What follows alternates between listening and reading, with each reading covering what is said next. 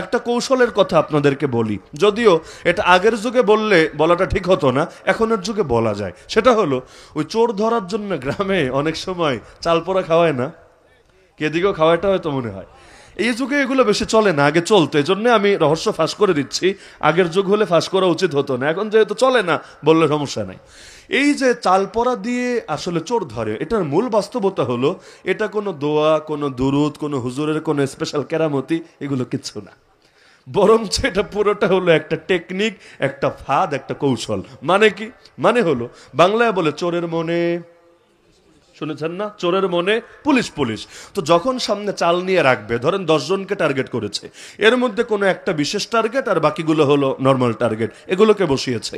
প্রথমে তো একটা ভূমিকা দিয়ে নেয়, এটা অমুক বড় হুজুরের থেকে পড়ায় এনেছি, এটা যে খাবে ও যদি আসলে চুরি করে থাকে, ভেতর থেকে রক্ত বের হয়ে জায়গায় স্পট ডেড, জায়গায় মারা যাবে।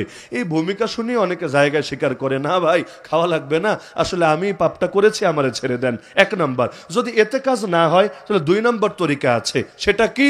যে তার চেহারা দেখে অনেক সময় বোঝা যাবে, কারণ চোরের চাহনি, চোরের চেহারার হাবভাব এটা স্বাভাবিক মানুষের মতো হবে না, বরং চোর বুকের মধ্যে ধুকপুক করতে থাকবে, ওর চেহারা কেমন শুকিয়ে যাবে, চোখগুলো কেমন ফ্যাকাশে হয়ে যাবে, এটা দেখেও কিছুটা আইডিয়া করা যাবে। এই দুইটাই যদি নাও হয় সমস্যা নাই।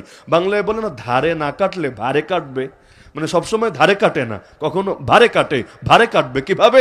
3 নম্বর কৌশল হলো, যখন চাবাতে শুরু করবে, এটা তো আর গেলার জন্য দেয় না, চাবায়া সামনে ফেলবে, ওরা ভূমিকা দিবে যে রক্ত আছে কিনা চেক দিবে। মূল খেলাটা হলো এখানে, যখন চাবাতে শুরু করবে।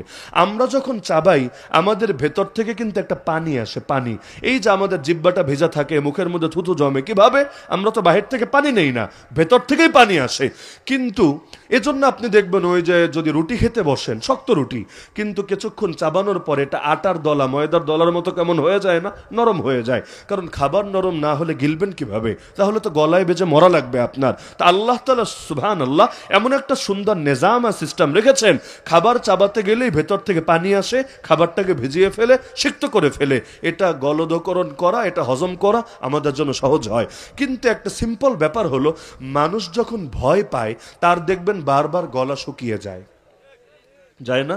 এজন্য রিমান্ডেও আমরা দেখতাম বারবার পানি খেতে চায়, একবার দিয়েছে খেয়েছে, আবার 10 মিনিট পর স্যার আরেকটু পানি খাবো, আবার দিয়েছে, আবার একটু পর পানি খাইতে চায়, আবার দেয়, আর অবশেষে তার শুধু বারবার একটু পর পর পেশাবের চাপ দেয়। ওই চাপ দিলেও আবার ওরা অনেক সময় ফাইজলামি করে, বাধ্য করে। 1 নম্বরে পানি তো খাওয়াবে বেশি করে, আর এরপর বাধ্য করবে পেশাব করতে হবে এমন জায়গায়, করার সঙ্গে সঙ্গে পুরোটা কারেন্ট হয়ে যাবে, কারেন্ট। পানি পাওয়া মাত্রই পুরোটা কারেন্ট হয়ে যাবে। পেশাব না করে কতক্ষণ থাকবে, কতক্ষণ সহ্য করা যায়? যেই মাত্র করবে এমন কারেন্ট হওয়া হবে, তার লজ্জাস্থান থেকে রক্ত আসতে শুরু করবে। এজন্য যারা রিমান্ড খেটেছে এবং রিমান্ডে এই শকটা যাদেরকে দেওয়া হয়েছে, অনেকে লাইফ শেষ, লাইফ শেষ। কেন? কারণ এখন স্বাভাবিকভাবে চলতেও পারে না, এমনি সারাদিন রক্ত বের হতে থাকে ওখান থেকে। কি কি যে জুলুম করে আর রিমান্ডের বুকে। এই জুলুম ফেরাউন আর নমরুদ করতো কিনা, ওগুলোও চিন্তার বিষয়। আর আয়নাঘর এগুলো তো ফেরাউনও কল্পনা করতে পারে নাই যে এভাবেও নির্যাতন করা সম্ভব, এভাবেও কোনো মানুষকে কষ্ট দেওয়া সম্ভব। আল্লাহ লানত পড়ুক এই জালেমদের উপর।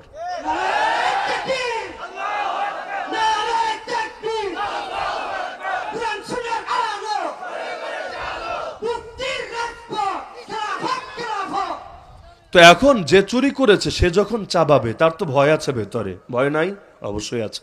ভয় নিয়ে যখন চাবাবে, ওর ভেতর থেকে পানিটা আসবে না, না আসার কারণে ধরেন 5 মিনিট চাবালো, চাবানোর পর বলা হবে ফেল তো মুখ থেকে। এখন যেই 9 জন চুরি করে নাই, ওরা যখন ফেলবে দেখবেন পুরা ভিজা ভিজা জিনিসটা, এটা গলা দিয়ে সাপ্লাই করার উপযুক্ত হয়েছে। আর যে চুরি করেছে, অনেকক্ষণ চাবানোর পর পানি যেহেতু পায় নাই, পুরো চালগুলো মিলে মিলে বলের মতো হয়ে গেছে, বলের মতো, ভিজার কোনো আলামত নাই। যখনই রাখবে তাকালেই বুঝবেন কি রে, 9টা একরকম, একটা আরেক রকম। কেন?